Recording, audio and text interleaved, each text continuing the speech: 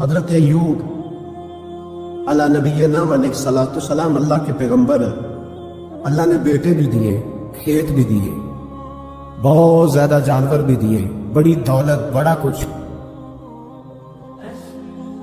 رب آزماتا بھی ہے، اس کا نظام ہے. جتنا کہ اس کے قریب ہوتا ہے اتنا ہی زیادہ آزماتا ہے.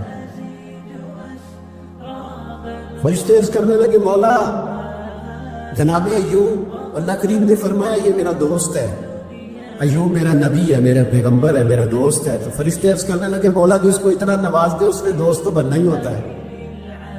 ایک روایت میں 7 بیٹے، ایک میں 14 بیٹے، کھیت کھلیان باغ بڑا کچھ، تو دوست تو بننا ہے. تو رب کریم نے فرمایا جاؤ آزما لو، جا کے جاؤ جا کے. کون کہہ رہا ہے؟ یاری تیری سونا تے ازمائشاں تیریاں اگ، اے سونا پرکھیا جاوندا ہی پہلو نال اگاں دے لگ، جاؤ آزما لو. فرشتے آ گئے، ایک ہی دن میں سارے باغ اجڑ گئے، جل گئے کھیت. ایک دن لگا، بننے میں وقت لگتا ہے، اجڑنے میں وقت نہیں لگتا. ایک دن لگا تو جانور ایک بیماری سے سارے مر گئے. جناب ایوب گھر سے باہر نکلے، واپس آئے تو ساری اولاد کی لاشیں پڑی. بڑا مشکل مسئلہ ہے نا، لیکن زبان پہ ایک ہی لفظ ہے انا للہ و انا الیہ راجعون. حضرت ایوب صبر سے، حوصلے سے، اطمینان سے. اس پر بس نہیں، اللہ کے نبی پیغمبر. یہاں تو جو 5 نمازیں پڑھتے ہیں وہ کہتا ہے مجھے بخار کیسے ہو گیا، حالانکہ میں نمازی ہوں. میں تو روزانہ سورۃ یاسین پڑھتا ہوں، میرے گھر میں فاقہ کیسے آ گیا. میں تو روزانہ صبح قرآن شریف کھولتا ہوں، پھر بھی حضرت کی میرے گھر کے اندر بیماری کا کیا لینا دینا. حضرت ایوب بیمار ہو گئے، 1 2 3 4 ہفتے، مہینے، سال نہیں، 16 سال بیت گئے بیمار. 16 سال بیت گئے، 16 سال. حضرت ایوب علیہ نے ایک دن زوجہ قریب آئی تو کہنے لگی آپ اللہ کے نبی ہیں، آپ جو بھی دعا کریں مالک قبول فرما لیتا ہے، دعا کریں آپ کو شفا دے دے. جناب ایوب فرمانے لگے ایک بات تو بتاؤ، شفا کتنے دن رہی ہے؟ کہنے لگی 7 سال. فرمایا کھیت کھلیان اولاد مال دولت کتنا عرصہ رہا؟ کہا 7 سال. 60. آپ فرمانے لگے بیماری کو کتنے سال ہوئے؟ کہا 16 سال. فرمانے لگے ذرا مجھے تکلیفیں اور بیماریوں کو بھی 60 سال ہو لینے دے، پھر دعا بھی مانگ لوں گا. تو برابر تو ہو لے، ابھی تو صرف 16 ہوئے، 60 ہو لے دعا مانگ لوں. اور فرمانے لگے دعا مانگنی چاہیے پر میرے رب کو پتہ ہے ایوب کس حال میں ہے. بس زبان پہ یہ لفظ آئے تو اللہ نے فرشتوں سے فرمایا تم نے جانچ لیا لیبلوکم ایکم احسن عملا. پتہ چل گیا؟ کہ مولا چل گیا. فرمایا جاؤ اب میرے بندے کو نواز دو. بس مالک بے نیاز ہے نا. بنجر زمینیں پھر سے آباد ہو گئی، پھر سے جانور آ گئے، پھر سے وہی لہر بہر ہو گئی. بیٹے بھی اللہ نے دے دیے، مال دولت جائیداد ہر چیز. گھر میں بیٹھے شفا بھی ہو گئی. حضرت ایوب کی زوجہ قریب بیٹھی ہے، سکھوں کے دن آ گئے. پوچھنے لگی ایوب ایک مسئلہ پوچھنا ہے. ایک بات ذہن میں آئی، اجازت ہے تو دریافت کروں؟ فرمانے لگے پوچھو. تو زوجہ عرض کرنے لگی حضور بتلائیے، دکھ اچھے کے سکھ، دکھ اچھے کے سکھ. جناب ایوب فرمانے لگے دل سارے اللہ کے، دل سارے اللہ، دکھی رکھے تب بھی مہربانی، سکھی رکھے تب بھی فضل اسی کے. اور اگر میرے دل کا حال پوچھے نا تو دکھ بڑے اچھے تھے، بڑے اچھے تھے وہ دکھ. کہا حضور دکھ اچھے تھے؟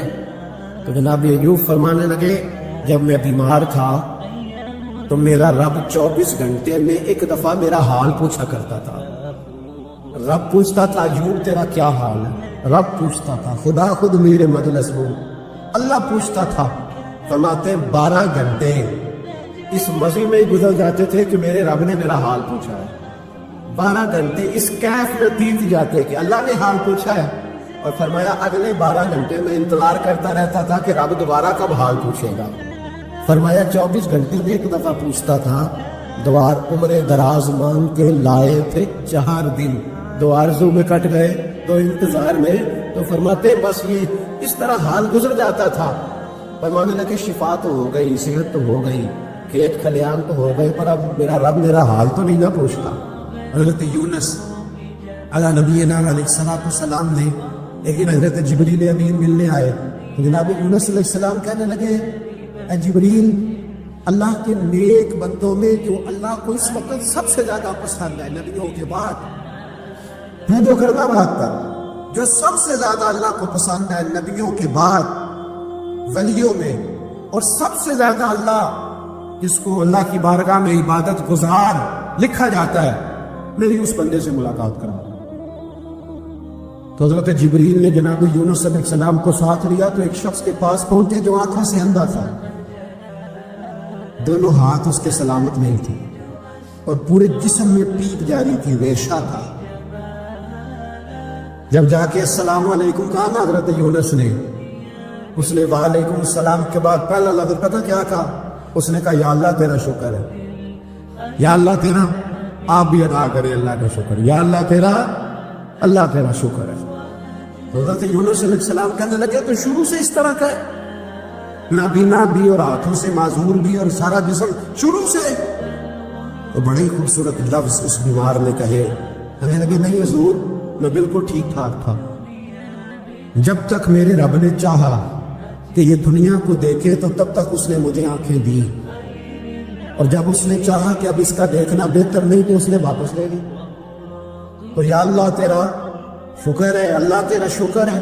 پھر کہا جب تک اس نے چاہا کہ میرے ہاتھ رہے تب تک رہے جب اس نے چاہا کہ میرے لیے بہتر نہیں تو اس نے لے لیے تو یا اللہ تیرا شکر ہے.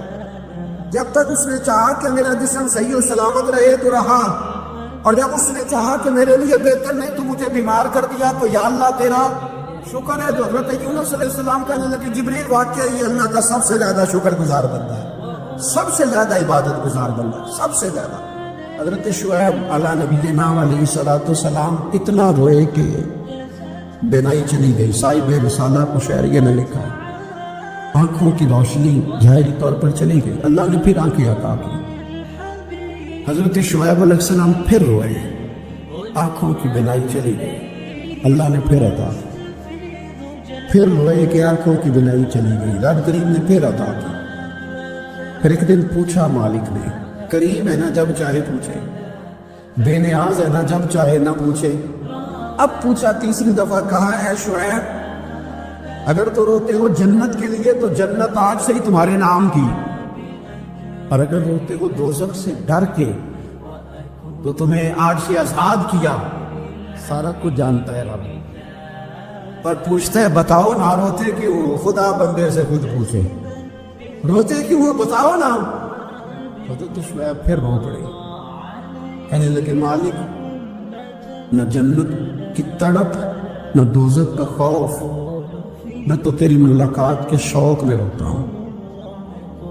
کبھی ملنا کبھی وہ زیارت کی جو تڑپ ہے. اقبال کہنے لگے کبھی اے حقیقت منتظر نظرانہ لباس مجاز میں لاکھوں سجدے تڑپ رہے ہیں میری جبین نیاز میں. کہ رب کے بندے روتے ہیں تو لوگ سمجھتے ہیں شاید دنیا کے لیے رو رہے ہیں. یہ رب کے بندوں کی آنکھوں میں آنسو آتے ہیں تو لوگوں کا خیال ہوتا ہے ہو سکتا ہے کوئی بچہ نوکری نہ لگتا ہو تو روتے ہیں ہو سکتا ہے گھر میں کوئی آزمائش آ گئی ہو تو روتے ہیں. ممکن ہے کسی جگہ کسی چیز کی طلب نے بے چین کر دیا تو وہ طلب آنکھوں سے گر گئی. لیکن نہیں اے تن میرا کنگی ہوئے تے میں زلف سجن دی باواں تے پوش میرے دی جتی بن جائے تے میں یار دی قدمی آوا. مارو مارو میں مار پکاؤ کوئی عذر نہ پیش لے آوا تے جے سونا ہی میرے دکھ وچ راضی جے سونا ہی میرے دکھ وچ راضی جے سونا ہی میرے دکھ وچ راضی تے میں سکھ نوں چلے گا. مالک جی نے بھی ساتھ میں را دیا تو بس ٹھیک ہو گیا. وصل اچھا ہے نہ فراق اچھا ہے بس جس حال میں محبوب رکھے وہی حال اچھا ہے. بس جس حال میں انہوں نے رکھا بات ٹھیک ہو گئی. اس میں اب انسان شکوا کرتے پھرے یہ کس طرح ہے وہ کس طرح نے آپ کو مطمئن رکھا. مشکل کے بعد جو آسانیات حضرت لقمان حکیم ان کے نام پر قرآن مجید کی پوری صورت ہے. حضرت لقمان حکیم علیہ رحمہ آپ اپنے بیٹے کو نصیحت کر رہے تھے کہنے لگے بیٹا کو مشکل آئے تو گھبرانا نہیں تو مشکل آئے تو کھڑے بیٹوں کو سمجھ آ جائے کہ مشکل آئے تو سمجھ آ رہی ہے بات کی؟ مشکل آئے تو اب کیا خوبصورت جملے، بیٹے کو بٹھا کے کہتے ہیں بیٹا چھوٹی مشکل آئے گی تو اللہ بڑی مشکلات آسان کر دے گا. سمجھو چھوٹی مشکلات آئیں تو اللہ نے بڑی مشکلیں اس نے آسان کر دی. اور آپ کو بتاؤں اصل انسان ہوتا ہی وہ ہے جو مشکلوں میں جینے کا ڈب سیکھ جاتا ہے. وہ بن جاتا ہے جو کرم کے حالات میں جینے کا سلیقہ سیکھے. اپنے بچوں کو یہ سمجھانا، حضرت لقمان بیٹے مشکل آئے تو گھبرانا نہیں، بڑی کو ٹال دیتی ہے، وہ نیکی کا اور آسانی کا پیش خیمہ ہوتی ہے. اللہ اس کے بعد آسانی سمجھا رہے ہیں. کچھ دنوں کے بعد کہنے لگے آؤ فلاں اللہ کے نبی کی ملاقات کو چلے، فلاں نبی علیہ السلام سے ملنے چلتے ہیں. اس زمانے میں جو نبی تھے ان سے ملنے چلے گئے. بیٹے کو پاک یاد دی، گھوڑے پہ بیٹھے. امام ابن جوزی نے اس کو لکھا ہے، گھوڑے پہ بیٹھے تھے دونوں کے پاس گھوڑے تھے. اب رستہ بہت زیادہ تھا، کھانا ساتھ لے لیا، پانی ساتھ لے لیا، رستہ لمبا تھا، صحرا کا علاقہ تھا. جب جانے لگے تو اتنی سخت گرمی ہوئی کہ گھوڑے بھی بے ہوش ہونے لگے. اچانک ایسی گرم لو چلی کہ گھوڑے بھی. اب دونوں باپ بیٹا جو تھے وہ بڑی جوش میں تھے کہ جانا ہی جانا ہے. گھوڑے سے اتر کر کے پیدل چلنے لگے. اب پیدل چلتے چلتے ذرا آگے گئے تو گرمی میں جتنا بندہ پیدل چلتا ہے اتنا پیاس بھی زیادہ لگتی ہے. تو پانی پیتے رہے، کھانا کھاتے رہے، کھانا پانی بھی ختم ہو گیا. تھوڑا آگے چلے نا، اس قدر تکلیف بڑی کہ حضرت جناب لقمان کے بیٹے کے پیر کے اندر ایک ہڈی پیوست ہو گئی. اتنی بڑی ہڈی تھی وہ اندر ہی چلی گئی، پیر خون کے فوارے گر گئے. بیٹا بے ہوش ہو گیا. حضرت لقمان اس کے سرانے بیٹھے تو بیٹا تھا نا، آنکھوں میں آنسو آ گئے. بیٹے نے آنکھ کھولی، بتانے لگا ابا جی آپ تو صبر کرنے والے ہیں، آپ رو رہے ہیں. پر میں بیٹے میں کیا کروں، میرے سینے میں جو دل ہے وہ ایک باپ کا دل. تو باپ جو ہوا تیری دکھ پر رونا ہے. بڑی مشکل سے تاج کے ساتھ ہڈی نکالی. ہڈی نکلی تو خون بھی چلا. صاحب زیادہ کہنے لگا حضور آپ نے تو کہا تھا ہر مشکل کے بعد آسانی ہوتی ہے، اور چھوٹی مشکل دے کے اللہ بڑی سے بچا لیتا ہے، تو ہم کو اچھے کام چلے تھے. مشکل پہ مشکل یہ کیا ہے؟ حضرت لقمان کہنے لگے بیٹا نہ تو رب کی حکمتوں کو جانتا ہے نہ پوری طرح میں جانتا ہوں، لیکن جو میں نے کہا تھا وہ بات سچی ہے. فَإِنَّ مَعَ الْعُسْرِ يُسْرًا إِنَّ مَعَ الْعُسْرِ يُسْرًا.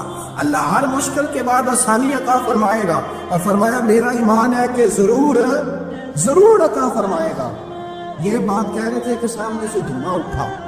چلو اس طرح سے دھواں اٹھا کہ آپ نے سوچا شاید وہاں بابی آواز آتے، وہاں چلنے لگے تو پیچھے سے کسی نے آواز دی ٹھہر جاؤ، رک. وہی رک گئے.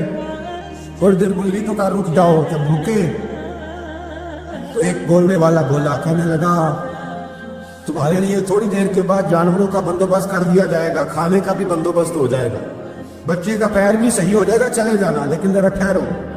حضرت لقمان کہنے لگے بولنے والے تو کون ہے؟ بتانے لگے میں اللہ کا فرشتہ ہوں، میں اللہ کا فرشتہ ہوں. کہا اللہ کے فرشتے اور یہ سارا کچھ کیا ہے؟ تو فرشتہ کہنے لگا اصل بات یہ ہے کہ صاحب نے بستی پر مجھے عذاب نازل کرنے کا حکم ملا تھا، آپ بڑی تیزی سے آ رہے تھے. میں نے رب سے دعا کی کہ اللہ اس باپ بیٹے کی غلطی کوئی نہیں، مہربانی فرما. رب نے پہلے آپ کو صحرا میں الجھایا، پھر میری دعا کی برکت سے آپ کے گھوڑے ٹھہر گئے، پھر میری دعا کی برکت سے آپ کا پانی ختم ہوا، پھر میری دعا کی برکت سے آپ کے بیٹے کو زخم آیا، پھر میری دعا کی برکت سے سامنے سے دھواں اٹھا. فرمایا یہ جو تمہیں مشکل پہ مشکل آ رہی تھی، یہ تو میرا رب تمہیں عذاب سے بچانا چاہ رہا. یہ جو تمہیں مشکل پر مشکل آ رہی تھی تو میرا مالک تمہیں عذاب سے بچا رہا، تم سمجھ نہیں رہے تھے. حضرت لقمان نے بیٹے کی طرف دیکھا تو بیٹے کہنے لگے ابا جی بات بالکل سچی ہے، افضل الذکر لا علم. اور پھر پڑھنے لگے حسبنا اللہ و نعم الوکیل نعم المولا و نعم النصیر. یہ ورد ہونے لگے. بھائی جب تجھے مشکل آتی ہے، آزمائش آتی، تو اس وقت سمجھتا ہے پتہ نہیں میرے ساتھ کیا بننے لگا. اللہ تبارک و تعالیٰ چھوٹی مشکل دے کے تجھے بڑی سے محفوظ رکھتا ہے. حضرت موسیٰ علیہ السلام فرعون کے دربار میں کھڑے، چاروں جانب دشمن ہے. جادوگر آ گئے، انہوں نے سانپ چھوڑے. حضرت موسیٰ کے ہاتھ میں ڈنڈا تھا. حضرت موسیٰ کہتے ہیں یا اللہ کیا کروں؟ تو اللہ تعالیٰ نے فرمایا اپنا سانپ پھینک دو. کہنا چاہیے چلا کہ یا اللہ ایک ہی کچھ ہے، اتنے سانپ ہے، بچانے کے لیے ڈنڈا ہے وہ پھینک دو. ڈنڈا پھینکا جاتا ہے، سانپ کو دیکھ کر کے قابو کیا جاتا ہے. یہ میرا اور آپ کا ذوق ہے نا، لیکن انبیاء کرام کا انداز ملاحظہ کیجیے میرے عزیزو. اللہ فرماتے ہیں ڈنڈا، اے موسیٰ ڈال دے اپنا عصا. پہلے نہیں فرمایا کہ سام بن جائے گا، فرمایا پر تو ڈال دے. میں اور آپ ہوتے ہیں تو سامنے ہے ڈنڈا ہاتھ میں، ہم کہیں گے جی بات ہے یہی تو دفاع کی چیز ہے، کسی کو ڈال دوں تو بچوں گا کیسے؟ کہا ڈال دو. تو حضرت موسیٰ نے ڈال دیا، کہا میرے رب کا حکم ہے تو میرے لیے بہتر ہی ہوگا. اللہ فرماتے جب موسیٰ نے ڈالا تو میں نے اس ڈنڈے کو، اس عصا کو اژدہا بنا دیا. اب کبھی عصا بھی اژدہا بنے، کبھی چھڑی بھی بہت بڑا اژدہا بنی ہے، لیکن قرآن کہتا ہے جناب موسیٰ نے ڈالا تو اللہ نے اژدہا. بلکہ اس سے پیچھے چلیے، عورتیں کمزور یقین کی ہوتی ہے نا. جناب موسیٰ پیدا ہوئے تو اللہ فرماتے ہیں میں نے موسیٰ کی ماں کے دل میں بات ڈالی، ماں کے دل میں صندوق میں ڈال کے تو اس کو دریا میں بہا دے. حضرت موسیٰ کلیم اللہ علیہ السلام کے پاس اسرائیل روح نکالنے آئے تو حضرت موسیٰ نے تھپڑ مارا، آنکھ نکال دی. واپس گئے، اللہ انہوں نے تو جلال فرمایا. کہا موسیٰ علیہ السلام سے کہیے بیل کی پشت پر ہاتھ رکھیں، جتنے بال ان کے دست مبارک کے نیچے آئیں گے اتنے 1000 سال ان کی عمر بڑھا دی جائے. یعنی میرے کان میں کو بتا دے کہ جناب 60 سال بڑھ گئی، کیا آپ کے کان میں کو کہہ دے تو خوشی ہوتی ہے کہ نہیں؟ لیکن یہ حقیقت پسندی نہیں، اس لیے کہ 60 بھی گزر جائے گی، 70 بھی، یہ حقیقت نہیں. حضرت موسیٰ چلے میں مثال دیتا ہوں، سمجھ لیں 10 بال، حالانکہ بہت زیادہ آتے ہوں گے، 10 بال اگر حضرت موسیٰ کے ہاتھ کے نیچے آئے تو 10,000 سال تو عمر بڑھ گئی. 10 یعنی 10 سال نہیں، 10 نہیں، 10 بہت زیادہ تھی نا. تو حضرت موسیٰ کلیم اللہ علیہ السلام سے آ کے عرض کیا گیا حضور بیل کی پشت پر ہاتھ رکھیں، جتنے آپ کے ہاتھ کے نیچے بال آئیں گے اتنے 1000 سال عمر بڑھ جائے گی. تو حضرت موسیٰ نے حقیقت پسندی والی بات کی، فرمایا پھر کیا ہوگا 10,000 سال کے بعد پھر کیا ہوگا؟ کہ حضور جانا تو پھر بھی ہے، فرمایا پھر ابھی چلتے. فرعون کو اس نے وہ خواب دیکھ لیا تھا کہ ایک ستارہ اٹھے گا اور پھر وہ گرے گا تو میری ساری سلطنت کو تباہ کر دے گا. نجومیوں سے اس نے پوچھ لیا، اس نے کہا کہ ایک بچہ پیدا ہوگا جو تیری سلطنت کو تباہ کرے گا. چاہیے تو یہ تھا کہ وہ توبہ کرتا، لیکن اس نے کیا کیا کہ اس نے بچوں کو قتل کرانا شروع کیا. یسبحون ابناءکم، ذبح کرا دیتا تھا تمہارے بیٹوں، اور بچیوں کو وہ زندہ رکھتا تھا. تو حضرت موسیٰ جب پیدا ہوئے تو ان کی والدہ نے پتہ کیا کیا، ان کو ایک صندوق میں بند کر کے دریا میں بہا دیا. اب دریا میں بہتے جا رہے ہیں تو ماں کی تو پریشان بھی ہو گئی، ان کی ہمشیرہ کو کہنے لگی ذرا دھیان رکھنا کدھر جاتے ہیں. حضرت موسیٰ علیہ السلام دریا میں بہتے بہتے نا فرعون نے نا دریا کے کنارے مکان بنایا ہوا تھا. آپ کو پتہ ہے بادشاہوں کا ذوق ہوتا ہے، آج کل ہمارے جو حکمران ہیں انہوں نے اس کا نام فارم ہاؤس رکھا ہوا، میرا فارم ہاؤس، اور پرانے زمانے میں لوگ ڈیرا کہتے تھے. تو اس نے بھی اس طرح کا فارم ہاؤس بنایا ہوا تھا. وہاں پہ حضرت موسیٰ علیہ السلام تیرتے ہوئے تابوت کے اندر، صندوق کے اندر جا رہے ہیں. فرعون اور ان کی بیوی حضرت آسیہ بے اولاد تھی، بڑی تڑپ تھی بیٹے کی، وہ بھی وہاں کھڑی تھی. صندوق تیرتا ہوا آیا تو فرعون نے کہا کہ جاؤ پکڑ کے لاؤ دیکھو کیا ہے. جب وہ لے کے آئے نا تو آپ کی ہمشیرہ جو نگرانی کر رہی تھی پریشان ہو گئی کہ یہ تو اس کے ہاتھ لگ گئے، یہ تو اب مان ڈالے گا. لیکن جب خوبصورت اور چمکتا ہوا بچہ دیکھا تو بی بی آسیہ کہنے لگی یہ بنی اسرائیل کا ہے ہی نہیں، یہ تو پتہ نہیں کہاں سے بہتا ہوا یہاں آ گیا، تو ایسے ہی چھوڑ کے پتہ نہیں کہاں سے رکھ نہ لے. حضرت موسیٰ علیہ السلام وہ کہنے لگا نہیں انہی کے ہیں، موسیٰ علیہ السلام اسی کے ہیں. تو آسیہ کہنے لگی تیرے تو سر پہ نا بس بہت ہی سوار ہو گیا، ہر وقت وہی لوگ تجھے یاد رہتے ہیں، پتہ نہیں کہاں سے بہ کے آیا. اب رکھ لیا، مان گیا فرعون. آپ فرعون کے گھر میں جو اس لیے بچے مروا رہا تھا کہ میری سلطنت حضرت موسیٰ پیدا نہ ہو جائے، تو اسی کے گھر میں پرورش پانے لگے، اسی کے گھر میں. اب عورتیں منگائیں گئی دودھ پلانے کے لیے، تو حضرت موسیٰ علیہ السلام کسی بیوی کا دودھ نہیں پیتے، تو آپ کی ہمشیرہ میں وہی دائیں بائیں گھومتی رہتی. تو کہنے لگی جناب آسیہ سے کہ میں ایک بیوی کو جانتی ہوں بڑی صاف ستھری ہے، مجھے امید ہے یہ بچہ اس کا دودھ پیے گا. تو پھر ہم کہنے لگا دوڑ کے لا، تو اپنی والدہ کو لے کے آئی تو حضرت موسیٰ نے فوراً دودھ پینا شروع کر دیا. پھر ان کو پھر تھوڑا شک ہوا، ایک روایت یوں بھی لکھی ہے بعض لوگوں نے کہ فرعون ایک دن اٹھایا ہوا تھا حضرت موسیٰ کی ابھی تھوڑی سی عمر تھی، تو آپ نے اس کی داڑھی پکڑ کے تو ایک گھوسا دے مارا، جلالی تو شروع سے ہے نا، تو کہنے لگا آسیہ تو مان نہ مان یہ بچہ وہی ہے۔ حضرت بی بی آسیہ کہنے لگی کہ تجھے غلط فہمی ہے، یہ وہ نہیں ہے۔ اس نے کہا دیکھو نا، یہ تو کھاتی ہے تو پیار کرتا ہے، اور میرے جب قریب آتا ہے تو اس کے لب و لہجے میں میں تلخی محسوس کرتا ہوں۔ اس نے کہا بچوں کو کیا پتا۔ خیر، ایک طرف اس نے کھانے پینے کی چیزیں رکھ دی، ایک طرف انگارے رکھ دیے۔ وہ بھی حضرت آسیہ کہتی ہے کہ تجھے سمجھ آئے بچے بچے ہوتے ہیں۔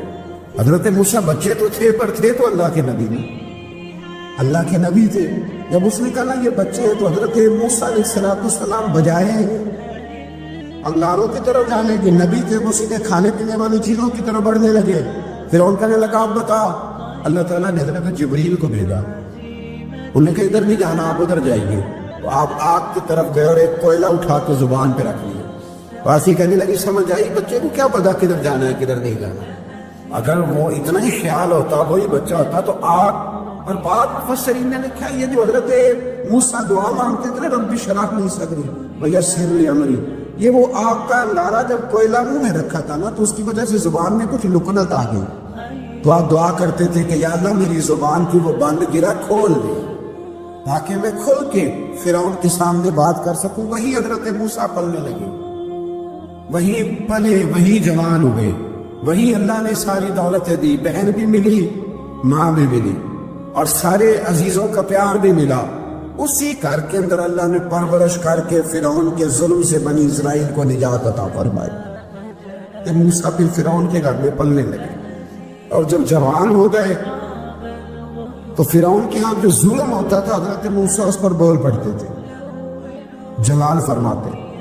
تو فرعون پھر ناراض رہنے لگا، یہاں تک کہ اس نے آپ کو نکال دیا، آپ تشریف لے گئے وہاں سے۔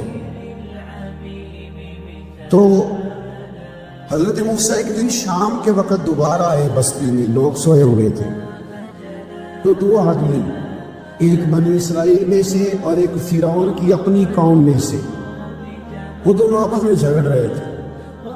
لیکن وہ جو حضرت موسیٰ کی بنی اسرائیل کی قوم کا شخص تھا، اس پر وہ قبطی، وہ جو فرعون کے قریبی لوگوں میں سے تھا، وہ ظلم کر رہا تھا اور بوجھ اٹھانے کی بات کر رہا تھا۔ اب اس نے حضرت موسیٰ کو پکارا کہ یہ دیکھے میرے ساتھ کس طرح کی بات کر رہا ہے، تو حضرت موسیٰ کا ارادہ بھی نہیں تھا، آپ نے بس اس کو سمجھایا، پر کچھ لوگوں کو سمجھ ہے تو حضرت موسیٰ نے پھر ایک موقع مارا، ایک گھوسا مارا، صرف ایک ہی۔ یہ کئی تگڑے اور دلیر اس طرح کے بھی ہوتے ہیں کہ گھوسا ایک بھی برداشت نہیں کرتے، وہ ایک مارا، آدمی دھڑام سے زمین پہ گرا اور ماری گیا۔ حضرت موسیٰ کا ارادہ نہیں تھا لیکن وہ مر گیا۔ حضرت موسیٰ علیہ السلام نے اس بات پر اپنے رب سے استغفار بھی فرمائی، قرآن کہتا ہے کہ انہوں نے معافی چاہی، اللہ میرا ارادہ نہیں تھا۔ بہرحال اگلے دن نا حضرت موسیٰ دوبارہ آئے، وہ سنا کرتے تھے نا ہم کہ بے وقوف دوست سے عقل مند دشمن بہتر ہوتا ہے، وہ کم از کم دشمنی تو عقل مندی سے کرتا ہے نا، لیکن جو بے وقوف دوست ہو بے وقوف۔ حضرت موسیٰ دوبارہ آئے تو وہ بنی اسرائیل نے اگلے دن کسی اور سے جھگڑا کر رہا تھا، پھر اس نے مدد کے لیے پکارا تو حضرت موسیٰ کہنے لگے مجھے لگتا یہ ہے کہ تیری عادت ہے، خود بڑا جھگڑالو ہے، تو نے روز نیا جھگڑا شروع کیا ہوتا ہے۔ حضرت موسیٰ جب اس کی طرف بڑھے نہ ڈانٹنے کے لیے تو اس نے شور کرنا شروع کر دیا، کہنے لگتا جس طرح آپ نے اسے کل قتل کیا تھا مجھے بھی قتل ہی کریں گے۔ یہ انسانوں کا مزاج ہے کہ آپ جب تک کسی کے طبیعت کے مطابق چلے گئے اور راضی رہتا ہے، اور ذرا آپ اس کی طبیعت سے ہنستے ہیں تو شور کرتا ہے۔ اس نے کہا کہ آپ مجھے بھی لگتا ہے ماریں گے۔ حضرت موسیٰ کلیم اللہ علیہ نبینا علیہ السلام کے بارے میں جب اس نے شور کیا تو بات پھر فرعون کے دربار تک گئی، وہ تو پہلے ہی بہانہ تلاش کر رہا، اس نے کہا ڈھونڈو پکڑو اور معاذ اللہ شہید کریں گے۔ کسی نے آ کے خبر دی کہ آپ یہاں سے ہجرت کر گئے، اس لیے کہ آپ کے لیے یہاں حالات درست، اور بھائی یہ چھوڑ دیا کریں بات کہ فلاں آدمی کے ہاتھ میں فلاں جگہ حالات کیسے خراب ہوئے، تو نبی کریم علیہ السلام مکہ چھوڑ کے کیوں آئے؟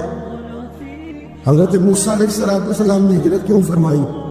یہ ایک ایسی عجیب بحث ہے جس کو لوگ بلا وجہ چھوڑ دیں، بلا وجہ چھیڑ دیتے ہیں۔ اور بالخصوص ایک خاتون نے ایک دفعہ مجھے پیغام دیا تو میں بڑی اس کی بات سن کے مجھے عجیب لگا. وہ کہنے لگی کہ دوسری جگہ میری شادی ہوئی ہے, مجھے طلاق ہو گئی تھی. تو مجھے ایک تانا روز سننے کو ملتا ہے, تو اتنی اچھی ہوتی تو وہاں نہ رہ لیتی. تو یہ کوئی تانے والی بات ہے؟ کوئی ضروری ہے کہ بیوی غلط ہوتی ہے تو طلاق ہوتی ہے؟ اللہ کے محبوب علیہ السلام کے 2 صاحبزادیوں کو ابو لہب کے 2 بیٹوں نے طلاق بھیج دی تھی. کس کی غلطی تھی؟ تو آپ کیا کہہ سکتے ہیں کہ وہ طلاق کی اتنی جلدی بات تھوڑی کر دیں گے. آپ تھوڑی احتیاط فرمائیں بولنے.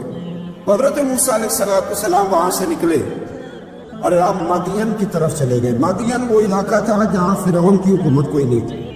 حضرت موسیٰ جیسے وہاں پہنچے تو ان کے اندر ایک جذبہ تھا, ظلم ہوتا نہیں دیکھ سکتے. جب وہاں پہنچے تو انہوں نے دیکھا لوگ اپنے اپنے جانوروں کو گھاٹ میں پانی پلا رہے, اور 2 خواتین ہیں وہ بالکل پیچھے کھڑی ہیں. تو حضرت موسیٰ کلیم آگے بڑھ کے کہنے لگے تم کیوں نہیں پانی پلاتی؟ تو وہ کہنے لگے ہمارا بھائی کوئی نہیں, باپ ہمارا بوڑھا ہے. اللہ اکبر. مجبوری یہ ہے, ہم ہیں بھی پردہ دار گھرانے کی, مجبوری ہماری یہ ہے کہ جب تک یہ سارے لوگ پانی پلا نہیں لیں گے اتنی دیر تک ہماری باری نہیں آئے گی. حضرت موسیٰ کلیم اللہ علیہ السلام فرمانے لگے اچھا یہ بات ہے تو جانور مجھے دو. وہ ہو یہ رہا تھا کہ چونکہ مرد پانی پلا رہے تھے اور جتنے بھی مرد آتے جاتے تھے وہ گھستے جاتے تھے, اور عورتیں بیچاری کھڑی تھی. حضرت موسیٰ جھٹ سے آگے بڑھے, پیچھے ہٹو. ان 2 خواتین پاک باز عورتوں کے جانوروں کو پانی پلایا, اور پھر آپ دوبارہ وہیں بیٹھ گئے. وہ بیویاں جلدی جلدی گھر گئی.